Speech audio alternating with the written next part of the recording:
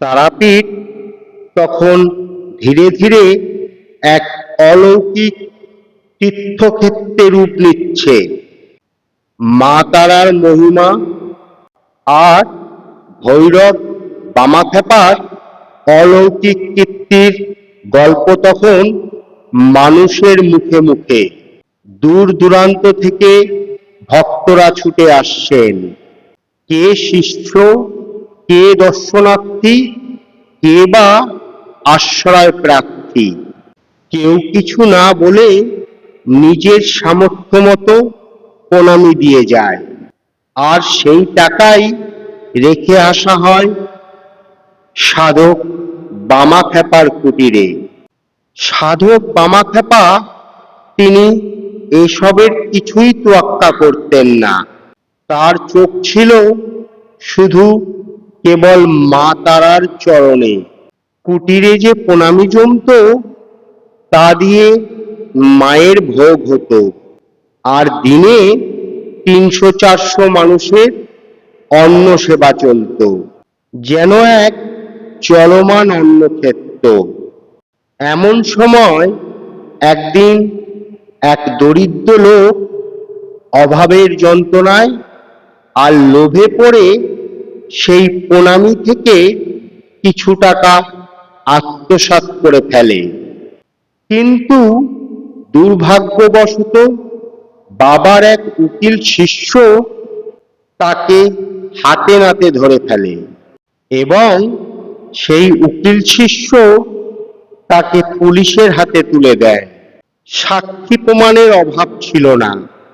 সবাই জানত এ টাকা কোনো সাধারণ দানের টাকা নয়, স্বয়ং সিদ্ধ পুরুষের প্রাপ্ত অর্থ।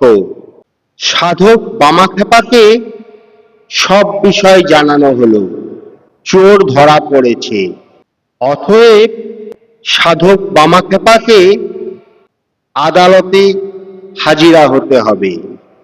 কিন্তু সাধক বামাখ্যাপা কিছুতেই আদালত চত্বরে যেতে চাইছেন না। ভক্তদের অনেক অনুরোধের পর তিনি আদালতে হাজিরা দেবেন বললেন। যথাসময়ে সাধক বামাখ্যাপা পালকিতে চড়ে আদালতে রওনা দিলেন।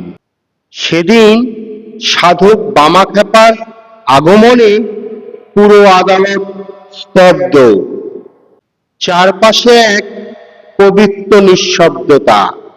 আদালত চত্বরে সাধক বামাখ্যাপাকে আসামি দেখে চোখের জল ফেলছে। লজ্জা ও অনুশোচনায় আর অপরাধ বোধে সে কাঁদছে। আদালত চত্বরের ভেতরে যখন হাকিম উঠে দাঁড়িয়ে নম্র স্বরে প্রশ্ন করলেন, এই লোকটি আপনার টাকা চুরি করেছে?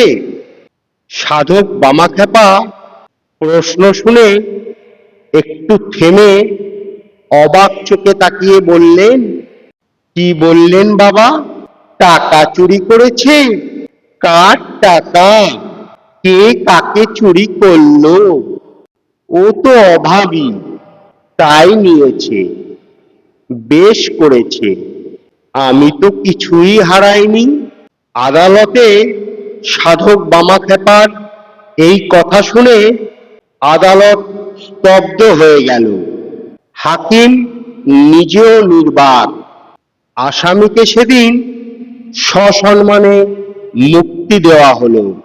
সবচেয়ে আশ্চর্যের বিষয়, বাবা সেদিন সেই চোরকে নিজের পালকিতে তুলে নিয়ে তারাপীঠে ফিরলেন একসাথে।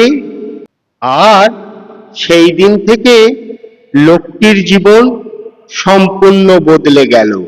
সে হয়ে উঠল একজন নিষ্কলঙ্ক, সৎ ও ধার্মিক মানুষ। এই গল্প আমাদের শেখায়, শুধু আইন দিয়ে নয়, প্রেম আর করুণা দিয়েও মানুষকে বদলানো যায়। সাধক বামাখ্যাপার মতো মহাপুরুষেরা আমাদের মনে করিয়ে দেন, ক্ষমাই পরম ধর্ম। গল্পটি ভালো লেগে থাকলে লাইক, কমেন্ট ও সাবস্ক্রাইব করে সঙ্গে থাকবেন। সঙ্গে একটি শেয়ার করে দিয়ে অন্যকে দেখতে সাহায্য করুন।